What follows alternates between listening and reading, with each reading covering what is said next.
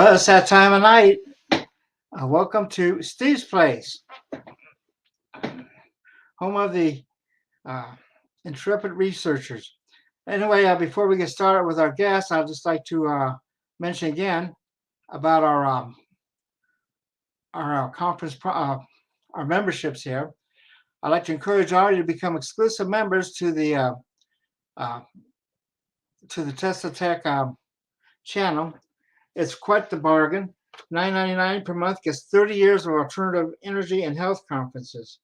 Hundreds, if not thousands, of conference videos are available 24/7. You know, anywhere that YouTube is accessible. Include our videos of the extraordinary technology conferences, the global science conferences, and the exotic research conferences. And more conferences are being added every day. Why are these older conference videos important? Many of the speakers on these videos are the pioneers of the technologies that are just now making it to the mainstream. By watching these videos, you may be able to glean important information from the source itself, or even spot a road not taken. Unfortunately, time has taken its toll, and a lot of these folks are no longer with us. And so this blast from the past is basically their legacy. And as a secondary benefit of the membership, you get like membership badges, and these badges, if you look on the right there, are designated. Like month 1 is a light green, and then you get month 2, which is yellow, and so forth down. So people, when you're on YouTube, can see that you've been a member for quite some time. Anyway, let me reiterate that for $9.99 per month gets you 30 years of alternative energy and health conferences. Please join. To join, on the main page, you'll see like a join icon. You click on that, it takes you to another page. On that page, make sure that you have the exclusive level, which is the $9.99 level, and that will get you all of these videos for access to all these videos. And furthermore, we have also done a compilation on teslatech.info where you can go on the main page there and you can look up speakers by speaker, or you can look up conferences. So anyway, take advantage of this offer here, and I hope to see you join soon. And don't forget, we have the 2022 Extraordinary Technology Conference and Expo coming up. I'm working on the final iteration of the speaker list. So if you're interested in speaking, give me a call, contact us. We'd really appreciate that. And if you have equipment, hardware always has precedence. You're always looking for hardware, not hot air. And without much further ado, let me introduce you to our next speaker. His name is Tom Valone. Tom has spoken at many of our conferences. He's in addition to being a PhD, he's also a professional engineer, which requires a lot of research for practical work and research to get that qualification. So without further ado, here's Tom. Hello, Tom. Hey, Steve. Thank you very much for your introduction and this opportunity to share this valuable research with all your listeners. I forgot to mention, Tom is the president of Integrity Research, a nonprofit organization based in Washington, D.C. There you go, Tom. Okay. Also a former patent examiner for 20 years. I put time into the government, and I'm happy to finally be free to pursue the labor of love that's called Integrity Research Institute. So I guess we can probably start with the slideshow. This is a very exciting slideshow for me because it's a work in progress. I've been at it for over 10 years, approximately even 20 years, since the spiral motor goes back quite a ways in terms of the history of it. But the fact is that the published article that we're referring to here on the first slide is something that actually was part of a conference called the Space Propulsion Energy Sciences International Forum, or SPECIF. And so for a few years, we actually coordinated with SPCIF and had our conferences on future energy along with their conference. So it was a nice collaboration. And what was good about that is Johns Hopkins University was where this particular paper was presented, and it's now become part of the American Institute of Physics conference proceedings. So it's a very prestigious place to have a paper posted, and so I'm happy to brag about that somewhat in terms of the value and the peer review that this has gone through. I would emphasize that that's the reason I cite this. Many articles and even papers nowadays, can be interesting, but you wonder if it's qualified for a journal publication and something like this. It's also been presented to the IEEE Magnetic Society in our Washington, D.C. chapter, and I'll mention that again when I get further into the slideshow. IEEE is the Electro Engineers Institute, and it's posted on ResearchGate and also Science Direct. So let me go to the next slide.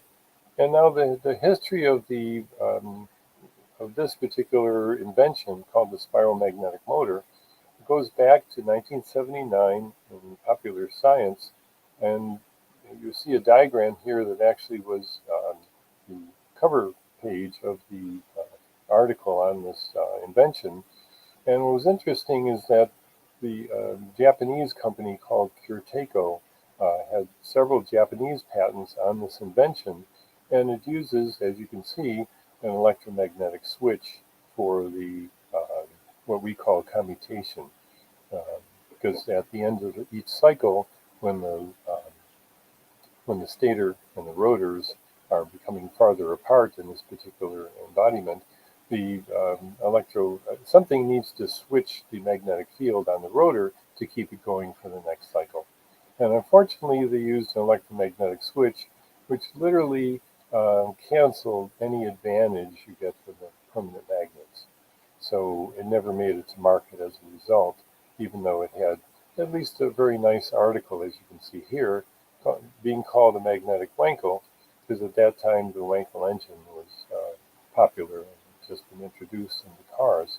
So it sort of reminded people of that in terms of the smooth operation of a rotor going circular around instead of up and down as our normal combustion engines do. And at the bottom of the article, you can see the position of the different rotor positions. So that's the operation that this has.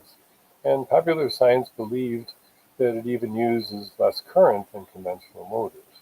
So at this stage, or at that stage, I would say, it didn't have a lot of endorsement, and it didn't really amount into a commercial product. But to me, this is an interesting study, and for years I corresponded with some people that actually were trying to make this a commercial invention, but as I say, they did the best they could. I'll also mention another inventor which I collaborated with and consulted for his spiral magnetic motor.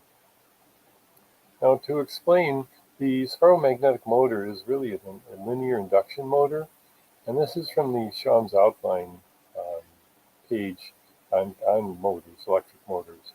And I was pleased to see this diagram here in figure 7-2, because Shams outline is a very popular series used in colleges and universities for a shortcut summary to whatever topic you're studying. I have a whole collection of Shams outlines for physics and electrical and so forth.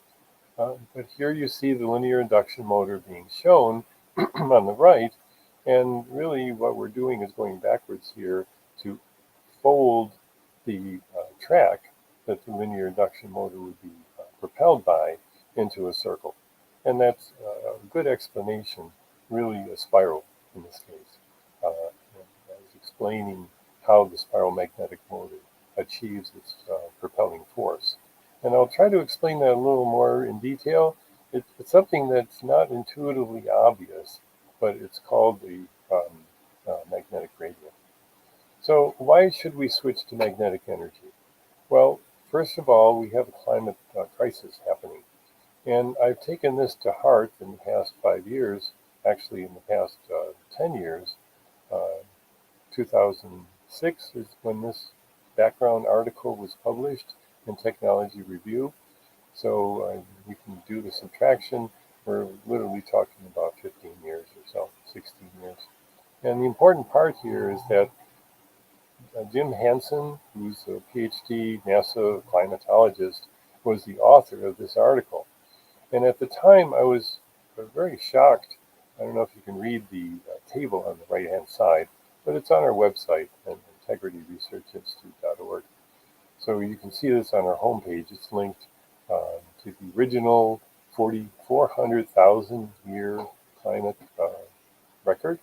And the tiny URL, 400,000 years, is an easy shortcut to seeing the original chart that this is summarizing. My point is that not only does it show the latest increase in carbon dioxide, which obviously was way down at 377 back in 2006, and now it's up to 412. However, what is most important is the relationship to carbon dioxide in the atmosphere. Carbon dioxide has slowly and inexorably increased from 290 parts per million back in the 1950s at around 15 degrees average world temperature, up to 412 in the 2020s. And what's shocking about this is his table has a linear relationship, which to me, literally for 10 years, I found it hard to believe. And then as the climatologists caught up to this type of prediction, which is 6 degrees for about 2100, the temperature gap, in other words, for this amount of carbon dioxide, which is a heat-trapping gas, is about 6 degrees, which we're indebted for.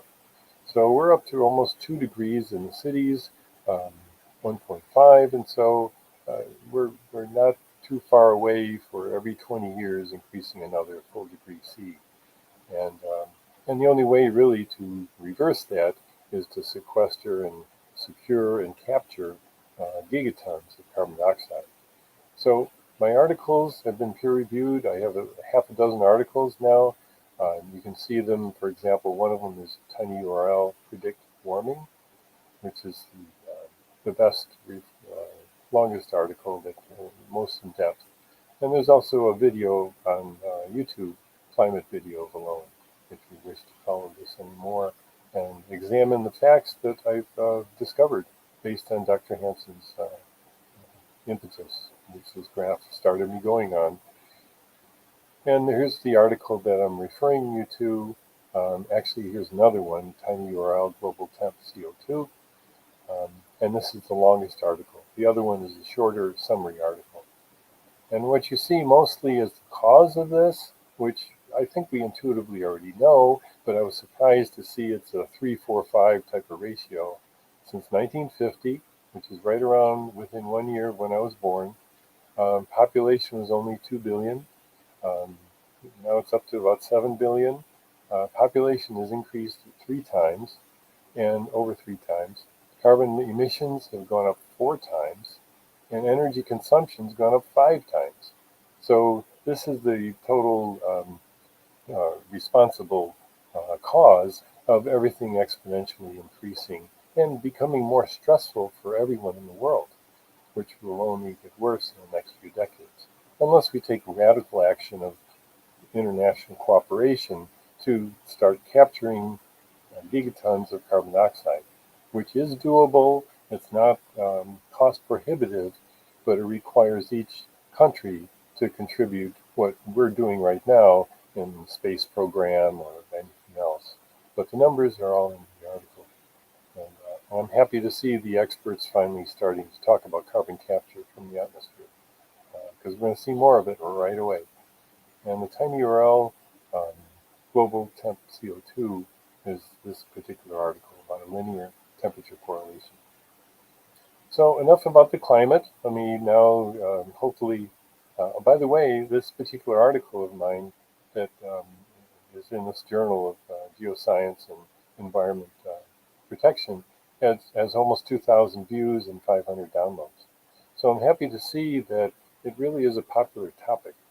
And obviously the audience to this particular journal has been quite remarkable in only a few years, literally in about 1 year.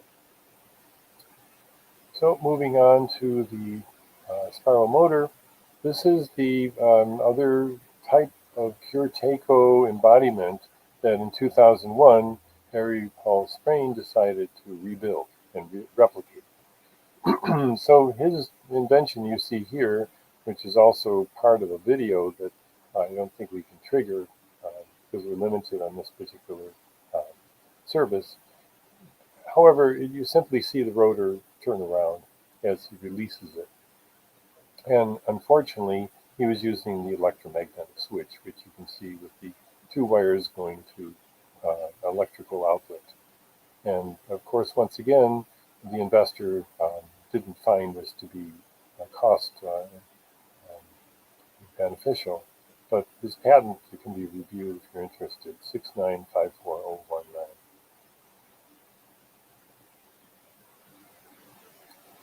And so we'll move on because of the video. And this particular diagram shows a little more ideas. And really, the spiral motor is very, I would say, fertile ground for a lot of new innovative ideas. Here we have 4 magnets positioned on a rotor, which I found through experiment. And I've tried everything I've possibly found available in the literature that doesn't really give more of an advantage in terms of torque, mechanical torque, than just having one rotor. But the important part is the energy fields of a crystal can be used without plugging into a power station. We see that with piezoelectric devices, for example. So this gives you the visual of the switching point as the magnets get closer and closer to the stator magnets as it's in a spiral arrangement. And the inset will be explained in another slide, but this was the type of switch that I'm now pursuing most diligently at this point. Here's another idea that an artist from Norway gave me after we came to our conference. He had some special ideas, and I like the idea. It's certainly an expensive investment to have a dozen different spiral motors arranged in different gradations, as you can see at the bottom. The orientations would kind of move by about 36 degrees for every embodiment. And then the whole idea is all the rotors would be connected together.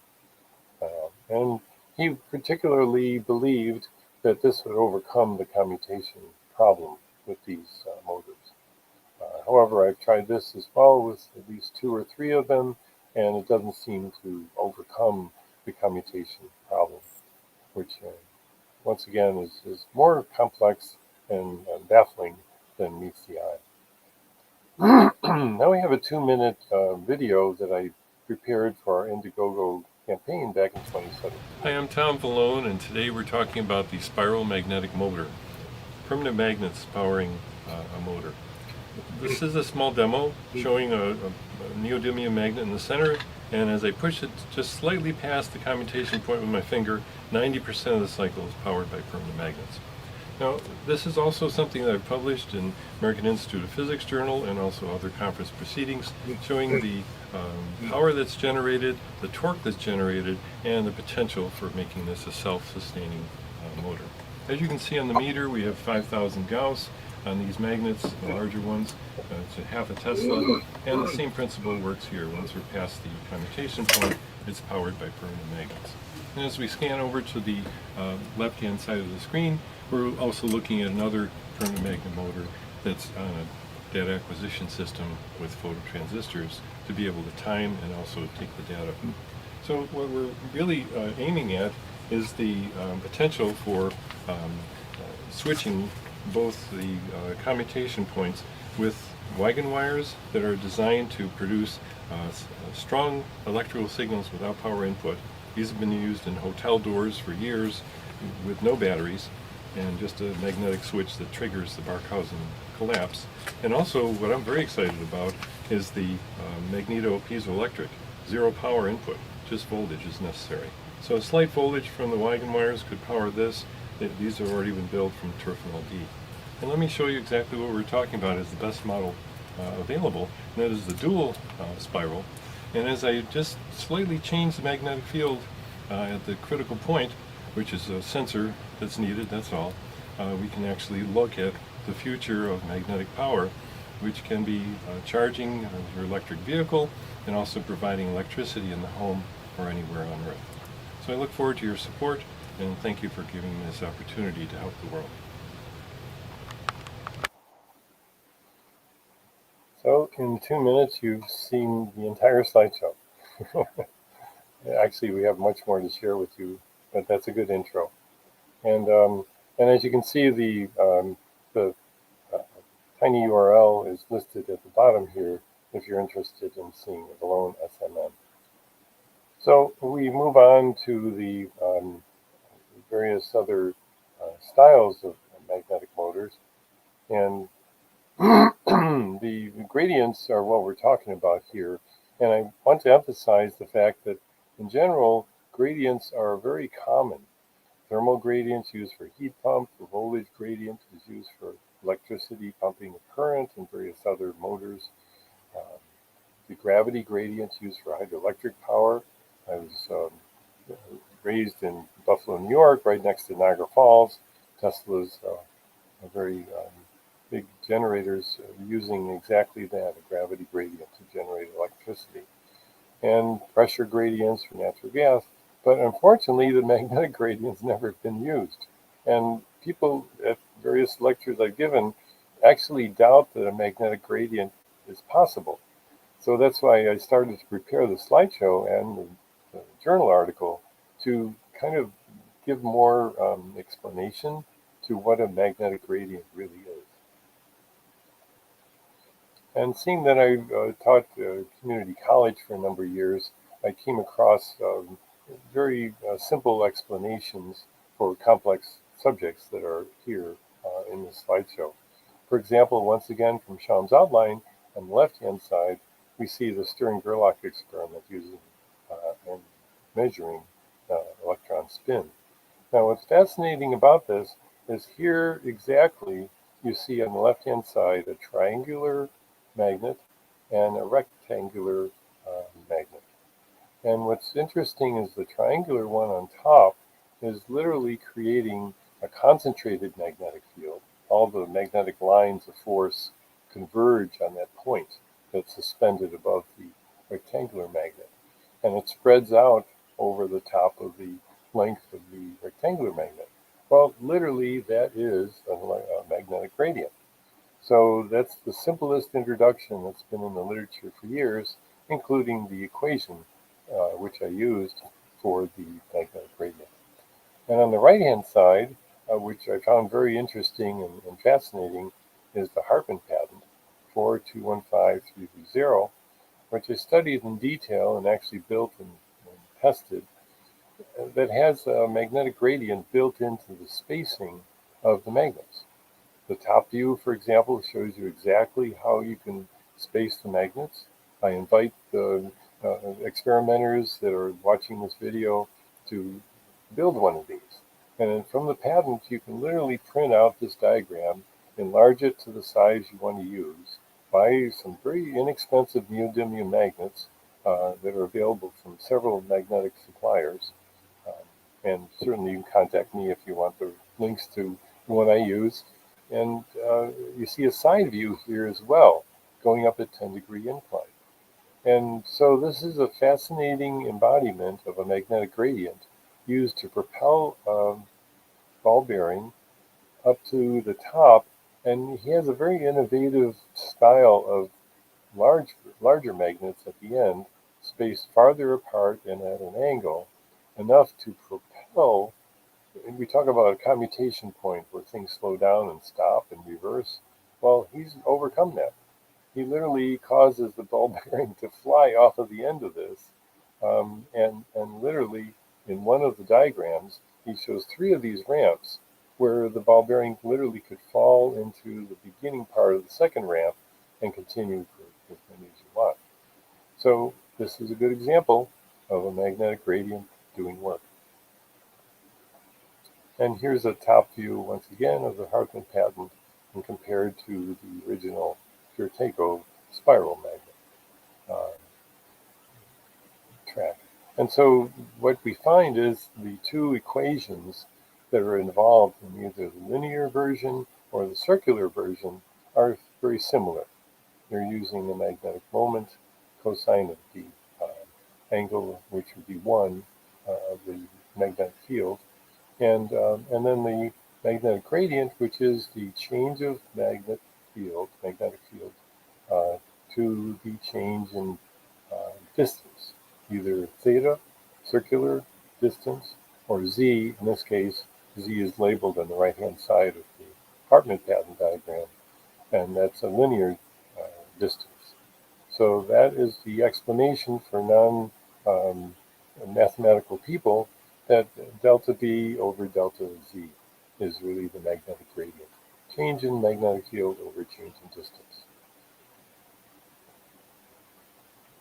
And what I found interesting is that I could actually generate an equation, which I did here, r equals 6 plus theta over 2 plus the magnetic field, and it becomes linearly dependent on theta, which is really what I wanted, because I was trying to follow the history of this design, and it's called an Archimedean spiral, where the linear force, in other words, constant force, produces a linear change in direction of the spiral.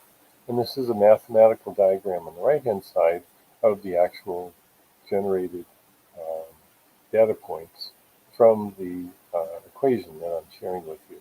So anyone can build one of these. And what I found fascinating is when you use dots to diagram the spiral, those can be literally enlarged once again, put over, as I use wood, which is a non-magnetic material, and then drill some holes for the magnets. And these are all neodymium magnets, which are very strong. In fact, I just worked with the 10-inch rotors last night, and boy, those magnets are so strong, it's almost impossible to put them back in if they pop out. And they do every so often, so they have to be secured to avoid that. And so we do have potential energy. When you take the gradient of that, you actually produce a force, or you calculate the force, in other words. So for the scientific people, this is the most complex slide that I have to offer. There's actually one other one with a few equations, but these are really simple equations, and they're not necessary to understand them, except you see once again the magnetic gradient, dB theta. Now in this slide, what I want to emphasize, and I really relish this particular fact, and that is a magnetic field for the same volume has 50,000 times the intensity of, in other words, density of energy in joules per cubic meter than an electric field. And the way we calculate that, and I do the whole calculations right here, is we use the potential energy equation for magnetic fields and the potential energy equation for electric fields on the left-hand side. 1/2 b squared over mu 0 and 1/2 epsilon 0 e squared. So both the magnetic field is squared and the electric field is squared to get the potential energy. And then all we have to decide is what's the biggest magnetic field you can produce. I'm guessing 2 Tesla, which is a tremendously strong magnetic field of 20 kilogauss. And what's the maximum magnetic field you would produce in a meter distance? And that would be, say, 3 megavolts. And that would have to be pretty insulated to avoid a breakdown of air. But using those numbers as the input, you end up with only 2 megajoules per cubic meter versus 40. For the 2,000, this is 2 million joules per cubic meter versus 40 joules per cubic meter for the electric field. So 2 million obviously is 50,000 times the 40. And so this is greatly motivating. It certainly was for me. And I think we're going to see magnetic gradients become more and more investigated, and money is going to flow into this type of research because of this comparison. When we rely totally on electric fields, then we should be using magnetic radials. So here's some of the ones that I built. I've actually constructed 5 of them and used all the different data points I could and all the graphs, the kilogauss measurements for the rotor diameter, which used increasingly stronger magnetic fields and rated in kilogauss in this graph, essentially shows the style and simplicity of this type of design, which is actually pretty encouraging for many people that would attempt this type of research. And I really thought, after presenting this at conferences and publishing it online and so forth, and seeing all the reviews, the 5,000 reviews of my paper at American Institute of Physics, I've really got discouraged in the fact that I haven't had correspondence with anyone building these and finding and following the suggestions I've had. Here we see the phototransistor data acquisition system that I built. I used an old VIC-20 computer literally to sample every phototransistor bleep that happens as the rotor goes around with a little vertical pole. It's a brass pole, that wire that sticks up, that interrupts the light that's coming from the center.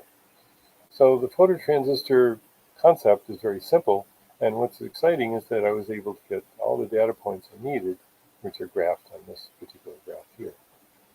And the angular velocity was what I was pursuing to understand how the forces were being applied and the results of those forces versus the intensity of the magnets.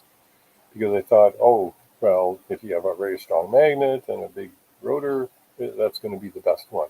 Well, no, it turns out, as this graph proves, the 4-inch rotor and the kilogauss magnetic level is actually around 5 for the stator magnetic field flux, actually around 3, the blue line, was actually the best performer. You see the blue line going all the way to the top of the data acquisition limit of 16 radians per second in angular velocity before it started to slow down as it goes to the breakpoint, which is 315 degrees. So with this type of information, we can optimize the performance. There's a polynomial fit for all of these graphs, and we see how the average behaves and accelerates as the permanent magnets do most of the work. And that's what I try to emphasize in these presentations, is that we're literally looking at 90%, 87.5, which is around 90% of the cycle, being powered by permanent magnets.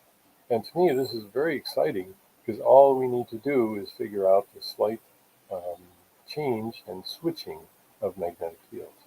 And only recently, in the past few years, has rapid magnetic field switching become possible in a solid state manner. And that's what I'm super excited about. The phototransistor detail on the right shows the wire that interrupts the phototransistor beam of light that it's monitoring, and the movement of the rotor pushes that wire past the phototransistor as it rotates. So this is a very accurate way to get the graphic information. And so what I started to do at this point to write the journal article, and I also have the next few slides based on this, is the 10-inch rotor. The 10-inch rotor is the most powerful one I built. As I say, it has magnets that are entirely neodymium and about 1 inch long and about ½ inch wide circular cylinders, and they are tremendously powerful. And the rotor magnet is about 1.5 inches in diameter and literally about 1 inch thick. So the neodymium magnet used on the rotor is very dangerous, to put it lightly. And what we get out of this graph, besides the magnetic field, the rotor mass, the back torque, which I'll explain in the next few slides, the most important part, of course, is the kinetic energy that's generated. And the 10-inch rotor is the very last one here. You see the purple triangle reaching the top. And as we slide over to the left, 0.8 joules is the value of energy that's generated just from permanent magnets. So almost a complete joule of energy. and joules really are watt seconds, if people aren't familiar with that unit of energy. Watts is a unit of power, and multiplied by time gives you joules. Okay, so the interesting discovery I made was to start to graph the data points on, first of all, the rotor torque, which I used a slide meter for force, which they use in colleges and universities to take the torque measurement. This has to be perpendicular to the axle to get R cross V, or R cross F rather, where F is the force.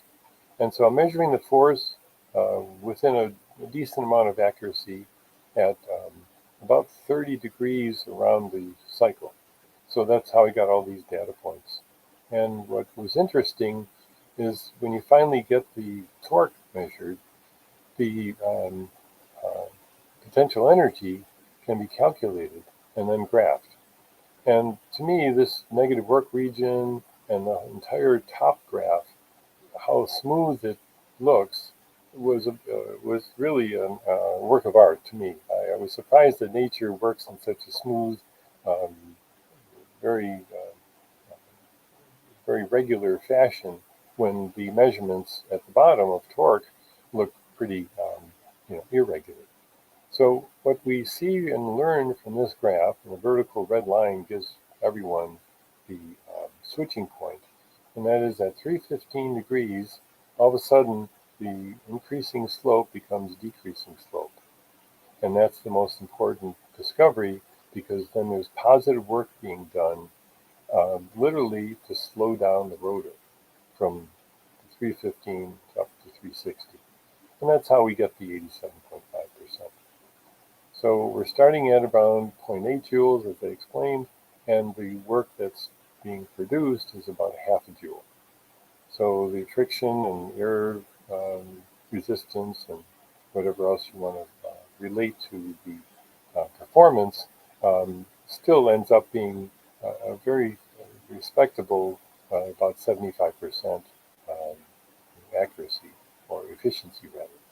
So that's a very encouraging and I would say motivational discovery to realize that the efficiency is that high when really the 0.8 joules is supplied by permanent magnets once again. Well, I'm a fan of Professor Eric Lathwaite, and if you haven't heard of him, I invite you to get our report that we've prepared. I spent a whole day at the University of Maryland Library years ago and Xeroxed off every single published article of Lathwaite's. He's the father of the levitated electric train, and he got the UK, British government, to sponsor a few $1 million trial track on his electromagnetic levitated train. And it was popular for a while. Now the Department of Energy in the United States is building one.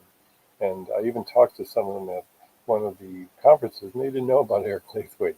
So it's funny how people have to rediscover the history of very valuable inventions.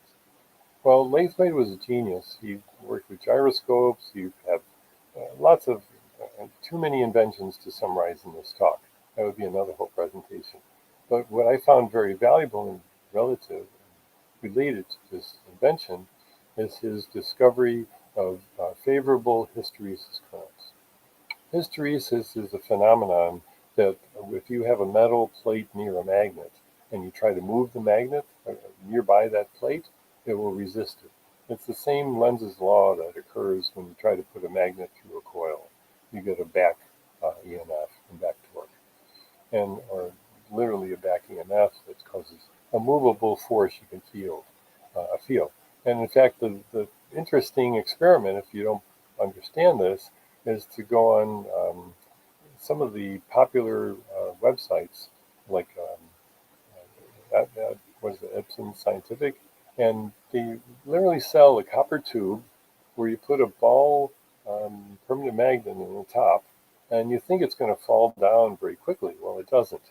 It takes about a half a minute before the ball spherical magnet reaches the bottom.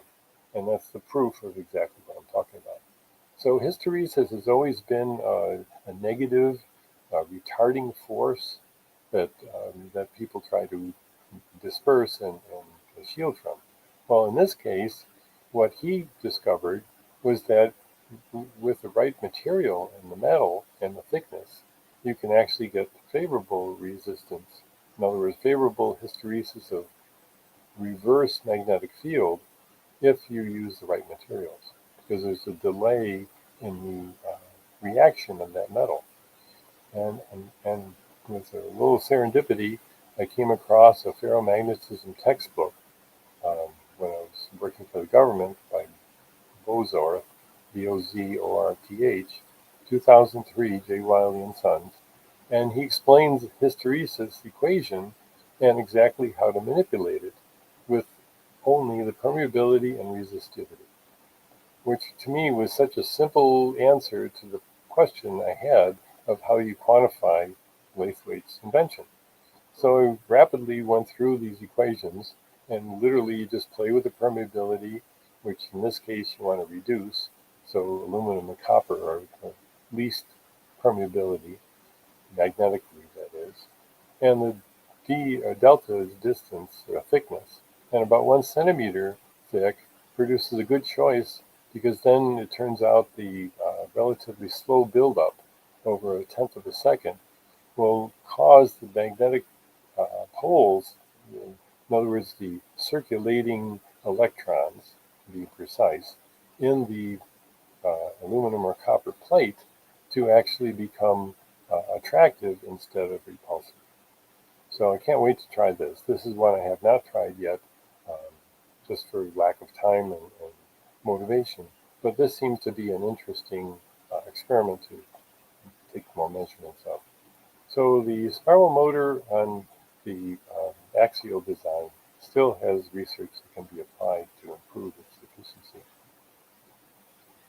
And my publication, as I mentioned, here's a shortcut to it, tiny URL, smm-axial. Or you can visit researchgate.net and download it for free. So, but there's the EFP conference proceedings citation. And this slide, I don't know if you can see the top of it, but researchgate.net reported 5,000 reads in up to 2022. So I'm pleased to see 5,000 people have read this particular paper. And overall, ResearchGate is my best outlet, because I've had 80,000 reads on all the papers I've posted and the books that are out there. And mostly it turns out there are non-members, almost over 4,000 non-members that have looked at my papers and read them, and a bunch of PhDs. Some of the different universities are listed. So ResearchGate really helps to help researchers gain popularity and exposure. So one of the presentations I did was for the IEEE, but also for the Association of Energy Engineers World Conference, and it's called AEE World Conference. This particular session chair turns out to be the CEO of a company, which you probably can't read at the bottom of the slide, but his endorsement was very encouraging. And so I'm hoping to keep in touch with him about the further developments that he'll be interested in testing. So now that we covered the axial design, let me show you the radial design. And the radial design is quite exciting, because here we actually have a double spiral, and this is the one that you saw in the video, where the called V track, because it looks like a V in the spiral mounting of these two magnets on basically a vinyl tube. The interesting thing that this achieves is the magnetic um, uh, stator turns out to be a simple single one that can be a U-shaped magnet, which is what I'm using here, suspended above the rotor. And that's what you saw being manipulated by hand. in the video. And there's a piezoelectric actuator that I tested and thought that that would probably be a good switching mechanism. Another switching mechanism which I would like to use for this particular design is the Huygens wires. And it's been explained in IEEE Transactions on Magnetics, a couple articles at the top here, and basically very popular for pulse generators in electronic ignitions. And it's based on the Barkhausen jumps of magnetic domains, almost like a crystal that's being stressed, where it causes, say, a voltage output, and this causes a magnetic output, very similar to crystalline reaction, piezoelectric crystals. But in this case, it's a magnetic reaction. If the magnet comes close to the Vicoloid, it's called wire, which Huygens was the inventor to discover this. It's a two-segment wire, and the inside is high corrosivity, the outside is low corrosivity, and it turns out it causes a ramping up of all the magnetic domains very quickly, so you get a magnetic pulse. So this is another area of research that I would like to pursue to produce a magnetic pulse. Now, the most popular and most, I would say, viable in terms of the output magnitude is the one that Dr. Ueno invented and displayed in his 2007 and 2005 journal articles. This particular one was published in IEEE Transactions on Magnetics in 2007, and what caught my eye was obviously zero power, magnetic levitation. And this is a real invention, achieving magnetic levitation using this unusual combination of magnetostrictive material and a piezoelectric material. And I'll explain how he actually achieves this. And what I point to with the arrow, the red arrow on the right-hand side, is the fact that the device has a zero input in terms of watts, compared to electromagnetically 3 watts would be required for the performance at 10 hertz, 10 times per second for rotation. So to me, 10 times per second was very doable.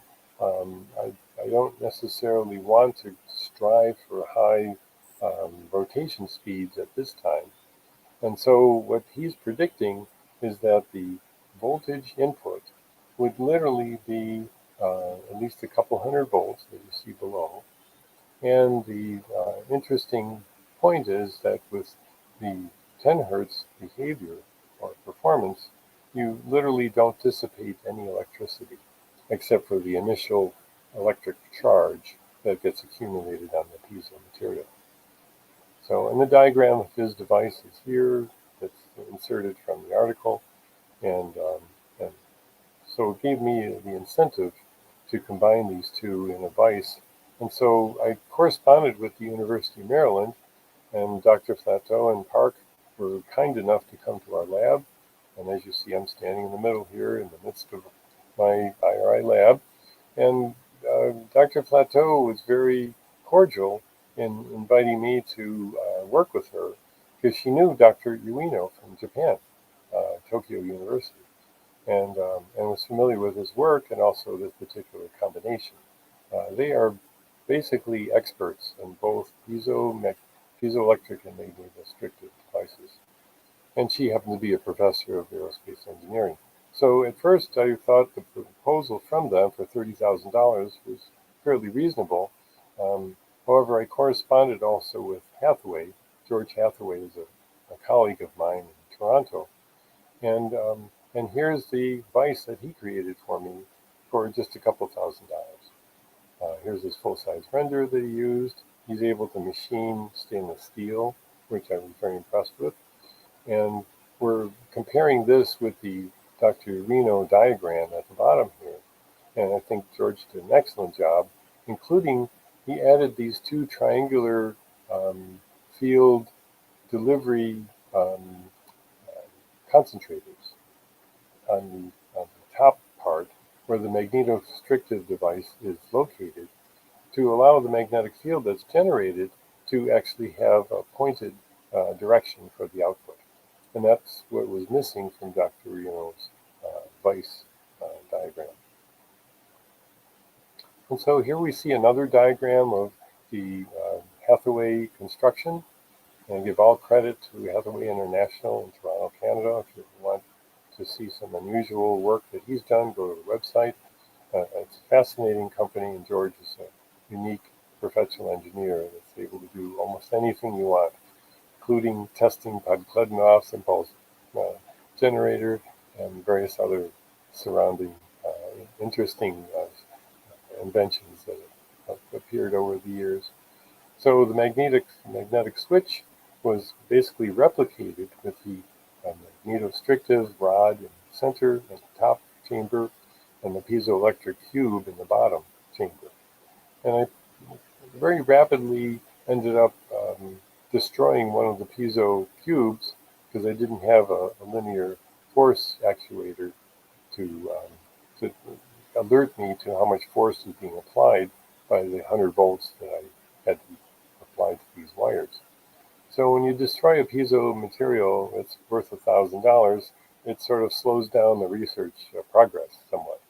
But I still feel that we can go ahead with another, perhaps University of Maryland correspondence and collaboration.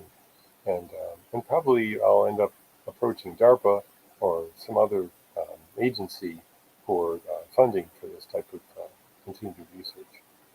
But the piezo and magnetostrictive device used in this type of device is actually a very promising mode to produce a magnetic pulse.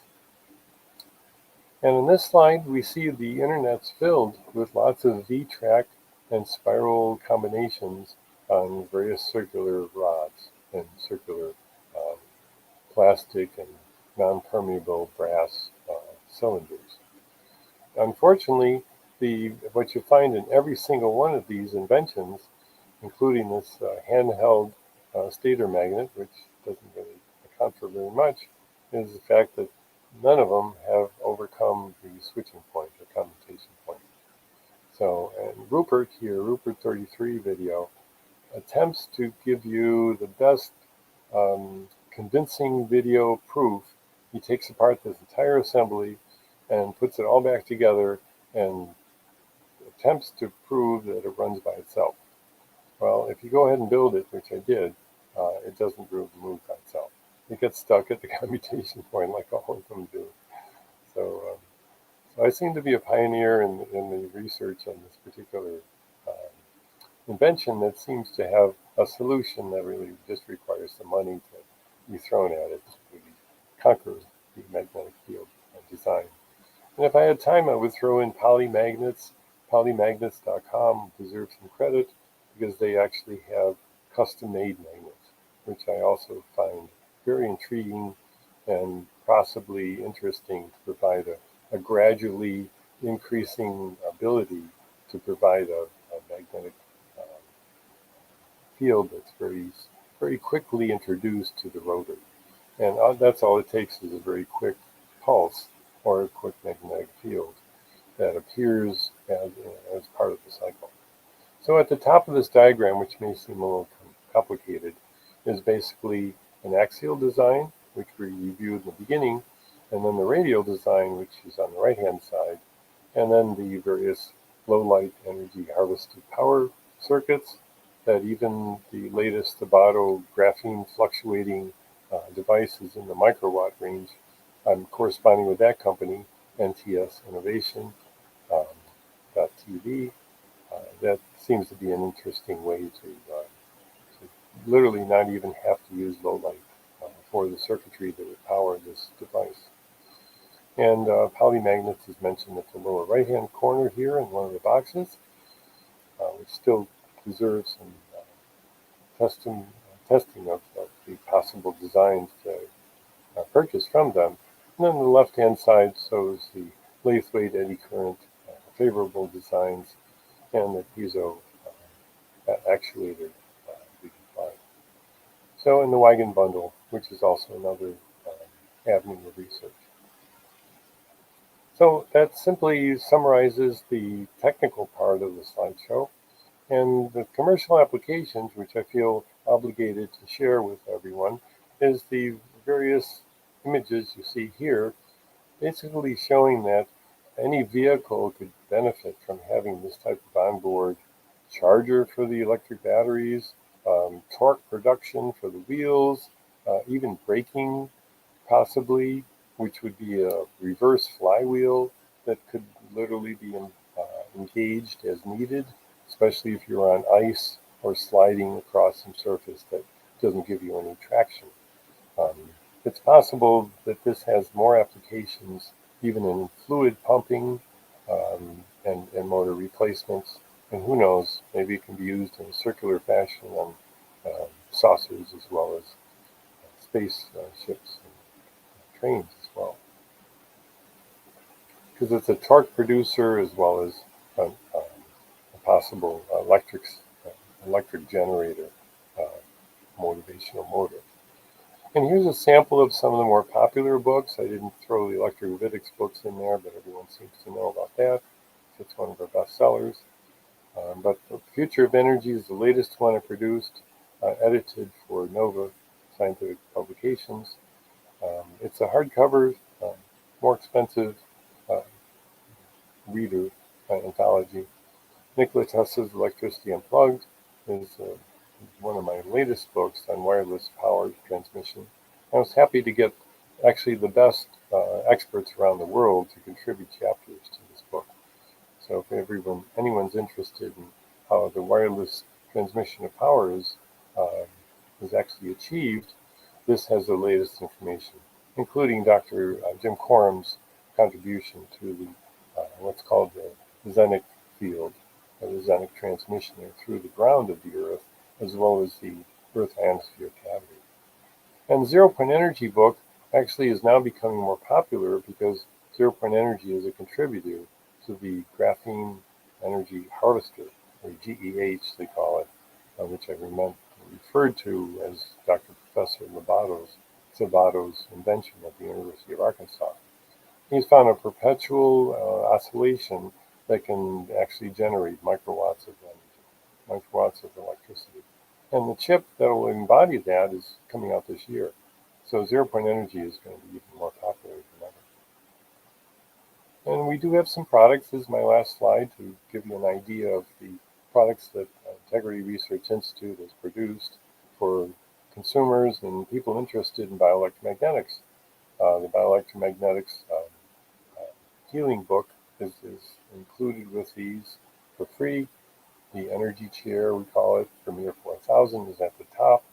I put a 250,000 volt Tesla coil in the base, and you're literally sitting on the output of that high voltage, which is very safe because we use a high resistance or impedance static mat on the back of the seat of these chairs. And they're fully enclosed, so they're very protected. We even have medical doctors that have purchased these and used them in their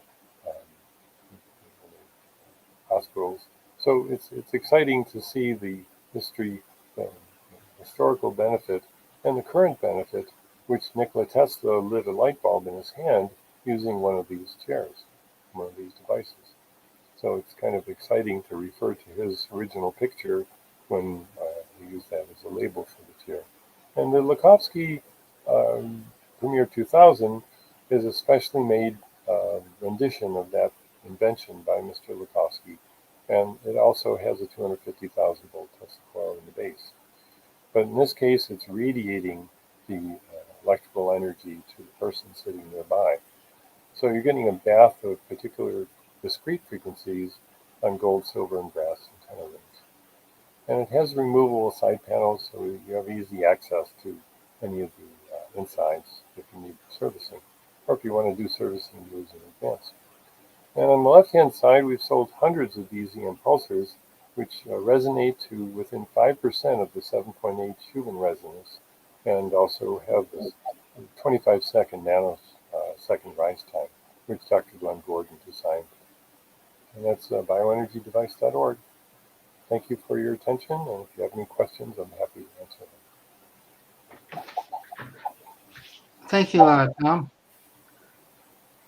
And right now we're going to open this the studio up to questions and answers, and In the comment trying to section. post this thing. Huh? Oh, I see a bunch of comments. Oh my goodness. I Yeah, I guess I want to just, take it to the top. Just start with the top one here. okay, we start at the top. All right. Um, nice content as always. He's giving you the compliment. Looks interesting. Okay, question for me is how much of the CO2 increase is related to deforestation? With less plant life, CO2 oxygen imbalance increases.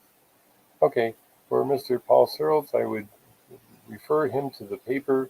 The deforestation literally is a small contribution to the increase in CO2.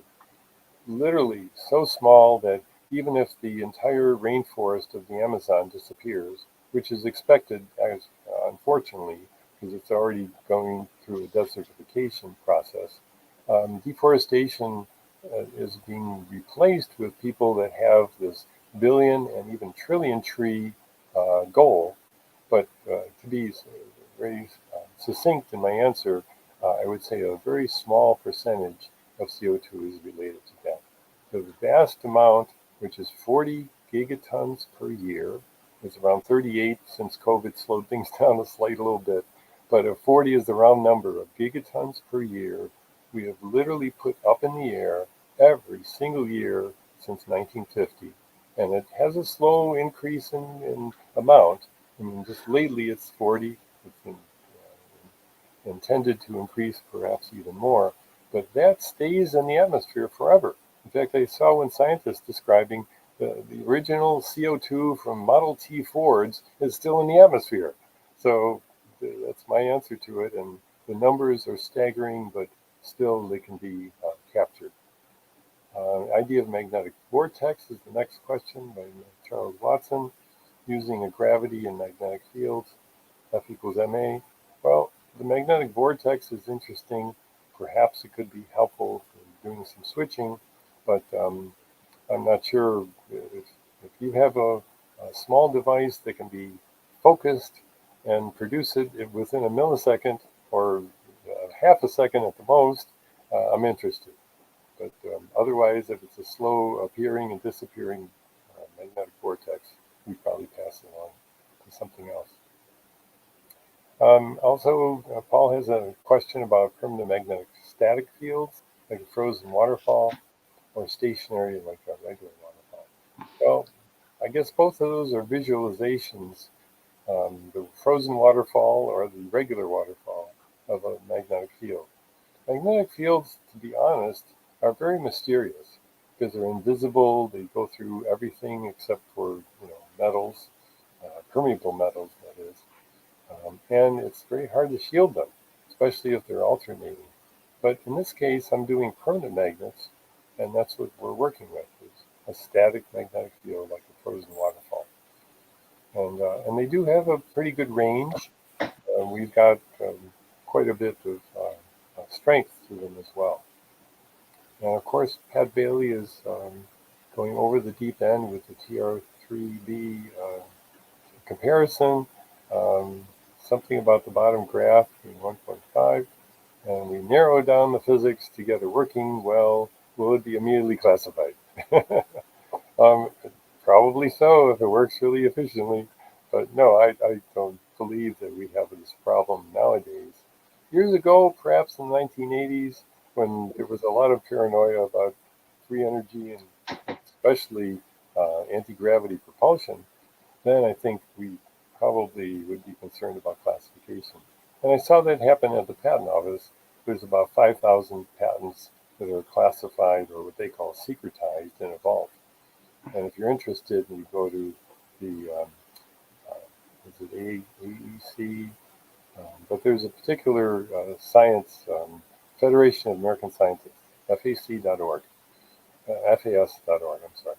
So FAS.org every year publishes the amount of classified or secretized patents, if anyone's interested in keeping track. And it takes about 50 years before they decide to release them. So unfortunately, once they become secretized, those patents don't see the light of day for quite a while. TR3B, I'll pass on that because I don't think I can actually talk about the propulsion system or even the magnetic fields that are involved.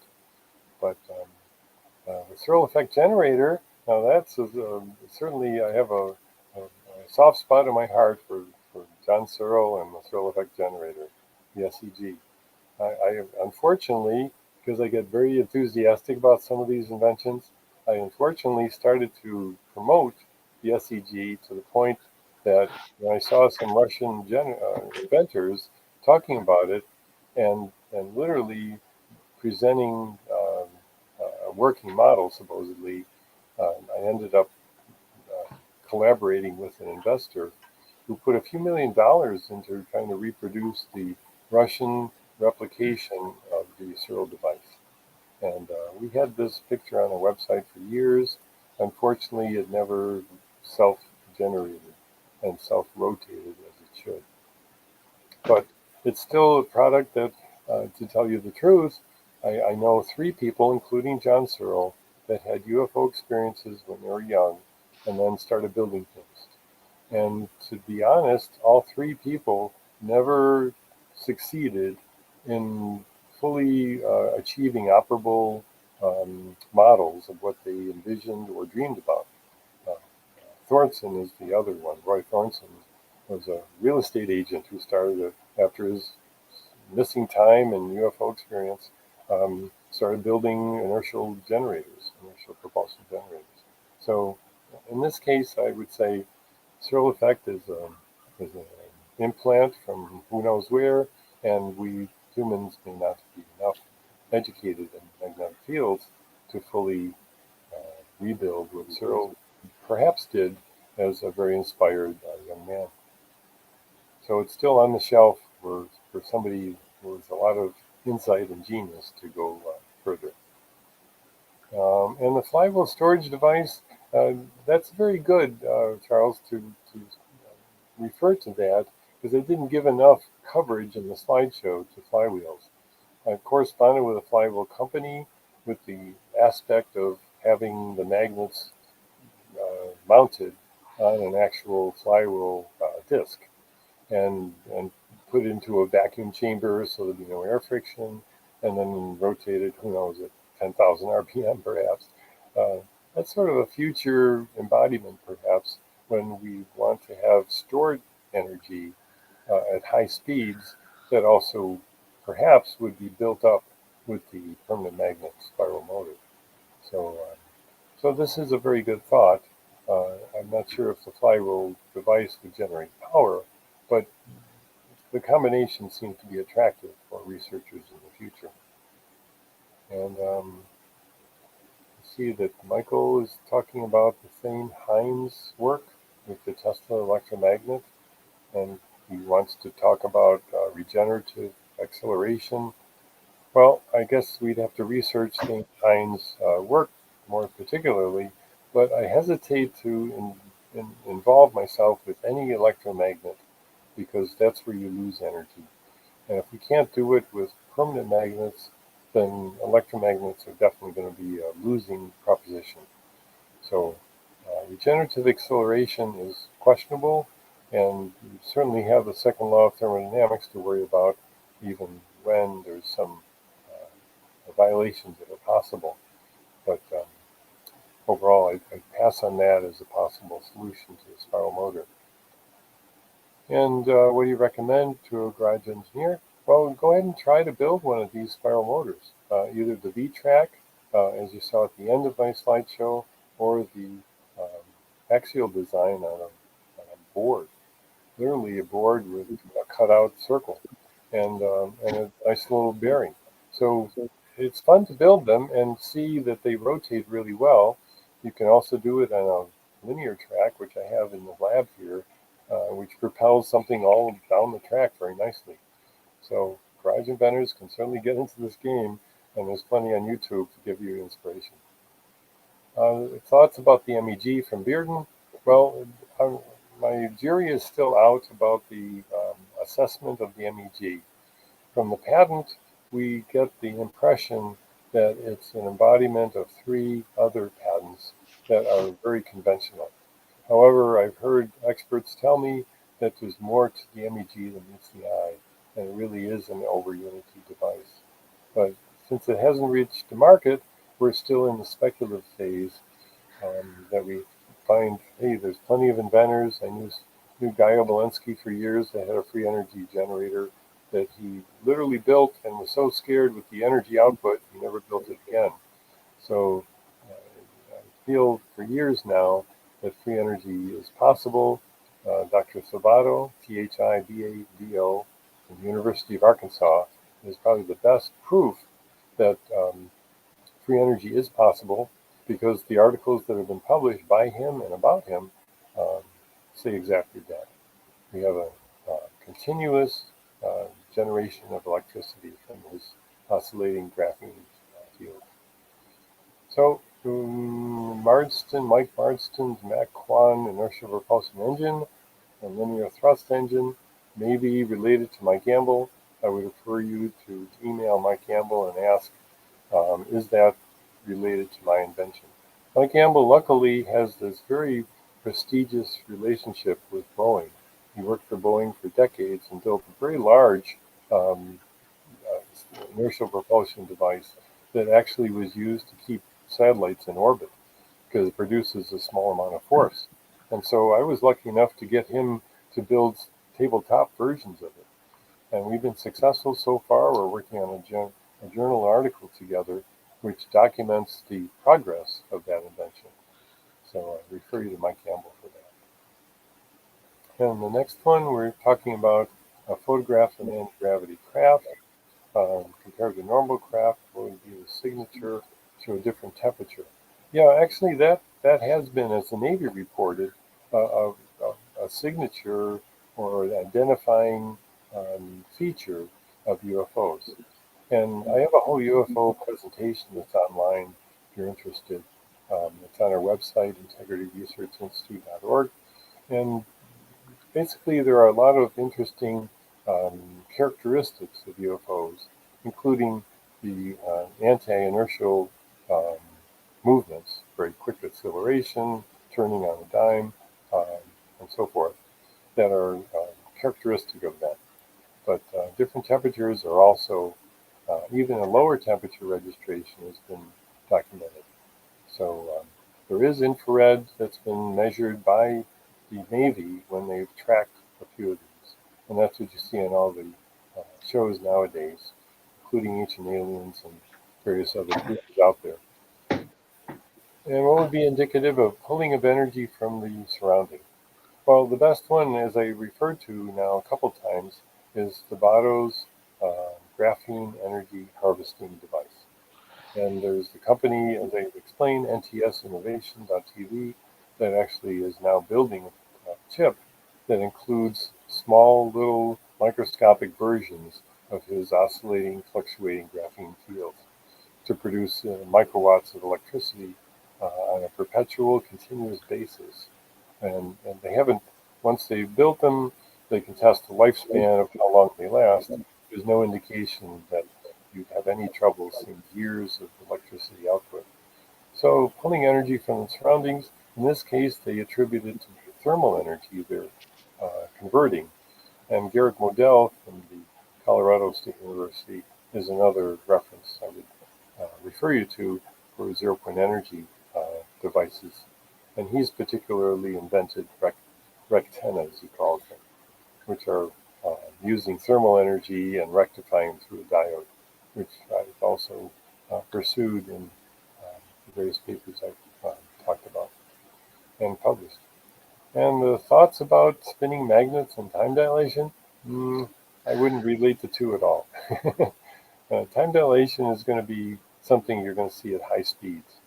And really, you need something very faster than light, perhaps, or near the speed of light to worry about time dilation, especially if you're concerned about the twin paradox.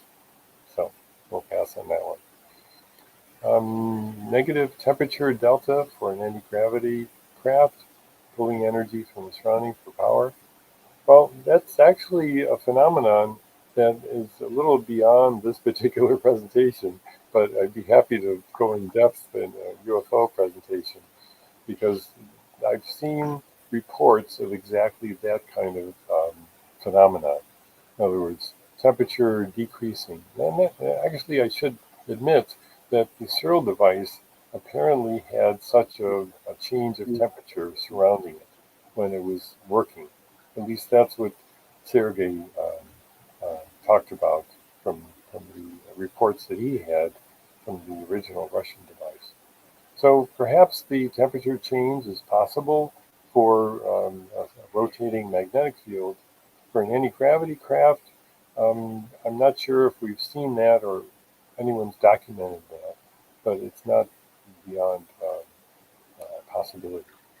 So that's an exciting future scenario that we would look for when UFO hunters are out there with their long distance temperature measurements. So I guess that's about it on the questions. Thank you very much for your interest, and certainly feel free to send the link of this recording to other people as well. Well, thank you, Tom. And I'd like to remind everybody about our upcoming conference on August 10th to 14th at the Crown Plaza this year. And we anticipate a very lively crowd. And I'd like people to go ahead and get signed up now. We're giving a 30% discount. And I know people, we live in unsettled times right now, but everything centers around intent. When you register, you're saying that you intend to join. And once you make that commitment, the things all of a sudden tend to work towards that. In a way, intent is the basis of quantum physics. And they're finding out that, like dowsers, okay, they have to have the witness in order to find what they're looking for. It's all about the intent. And quantum physics kind of ties into that, as you will see probably at our conference. Anyway, thank you all, and have a good night. And this will be posted online on YouTube immediately. So, hope you all show up again next week. Have a great day. Thanks again, Hey, Tom. thanks, Steve. And